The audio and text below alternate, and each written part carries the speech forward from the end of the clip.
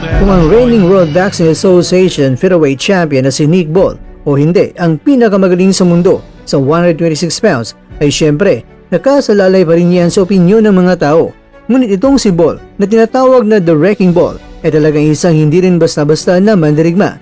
Gaya na ipinakita niya sa laban sa 28 anyos na veteranong challenger na dating International Boxing Federation Super Bantamweight Champion na si TJ Duany.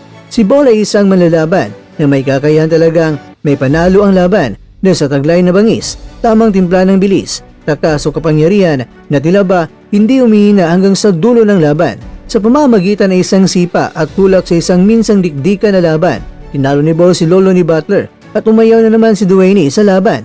Pagdating na ika-10 round, sa harap ng kanyang matagahanga sa bahay sa Liverpool, nalagap ni Ball ang pangalawang depensa sa kanyang WBA belt at mukhang may napakagandang harapin itong si Ball sa inaharap. Matagal na kasi na pinag-uusapan ang Ball kontra kay Japanese superstar at kasalukuyang pinakamahusay na kabilang sa powerful na si Naoya Inoue. Hindi pa nakakalaban si Inoue sa featherweight, ngunit maraming mga tao ang nakakaramdam ng The Monster ay sasalakayin at dudurugin ng mga kampiyon sa 126 pound division sa tamang panahon. At itong si Ball ay maaaring ang taong sasalubungin si Inoue sa featherweight division at maaaring ibigay sa kanya ang kanyang unang pagkatalo. Si Carl Frampton, isang mahusay na manlalaban at dating kampiyon na tumalo noon kay Nonito Donaire Jr. Ang sabi niya sa TNT Sports na papaboran niya itong si Ball kung sakaling maglalaban sina Inoue sa uling bahagi ng taong ito o di kaya sa unang bahagi ng susunod na taon.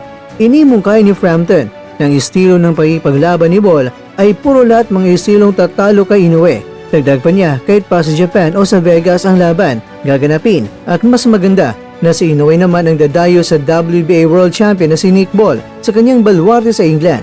Dagdag pa niya na ito ay isang mahirap na laban. Ang estilong mayroon si Ball at ang uri niya naman na laban ay maring magbigay na isang tulad ni Inoue ng maraming mga problema. At ayon kay Frampton ay papaboran niya si Nick Ball sa laban na siya ang mananalo kontra kay Inoue. Ang promoter naman ni Ball na si Frank Warren ay nagpahayag naman na si Ball ang pinakamahusay sa featherweight division sa buong mundo. At ayon pa sa promoter, ng bakbakang Ball kontra kay Inoue, kaya ang laban na susubukan niyang maikasa at sa tingin niya ay mangyayari ito bago magtapos ng taon o di kaya ay unang bahagi ng susunod na taon. Ganun pa man, hindi raw maghintay si Ball para kay Inoue. Sabi din ng kanyang promoter na si Ball ay isang manlalaban na gustong manatiling aktibo. Sa layunin ito ay palaging may panganib na pagka-burnout, ngunit ang 28 anyos na si Ball ay hindi nagkamali sa kanyang karera bukod sa pagsipa ng pagkadismaya sa laban at malinaw na alam ng kanyang kupunan kung ano ang kanilang ginawa. Kaya kung sino ang susunod na makakalaban ni Ball ay syempre magiging kawili-wili raw at tulad ng alam natin, si Ball ay hindi kailanman nasa isang mapurol o boring na laban kaya gusto nilang may kasarin ang Ball kontra kay Inoue.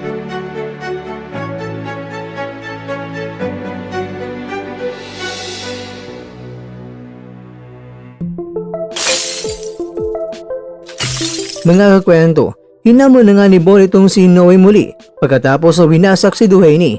Kay Inoue round 7 lang si Duany at kay Ball ay round 10 si Duany. Hindi man natin may kukumpara, kaya lang naikumpara ko na, lalong-lalo na mas mabigat si Duany ngayon kaysa sa laban niya kay Inoue.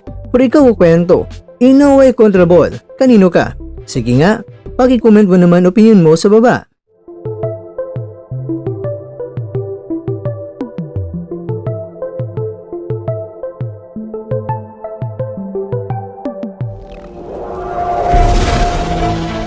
At dyan, nagtatapos ang ating kwento.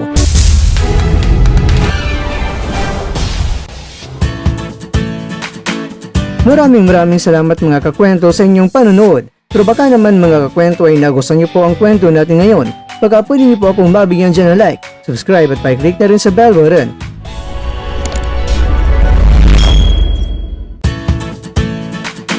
Pero bago tayo tatapos mga kwento, syempre, shoutout po muna tayo dyan sa ating mga kakwento. Kay kakwentong Kevin Agliday, kay kwentong Joel Corachea, kay kwentong Reynald Solito, at kakwentong nanonood ngayon, shoutout siya dyan. Bueno, hanggang dito na po muna ang ating kwentuhan at abangan nyo na po ating susunod na video. At dito lang po yan sa isang channel na kung saan maaring ito'y mga kwentong di pa na kwento sa inyo.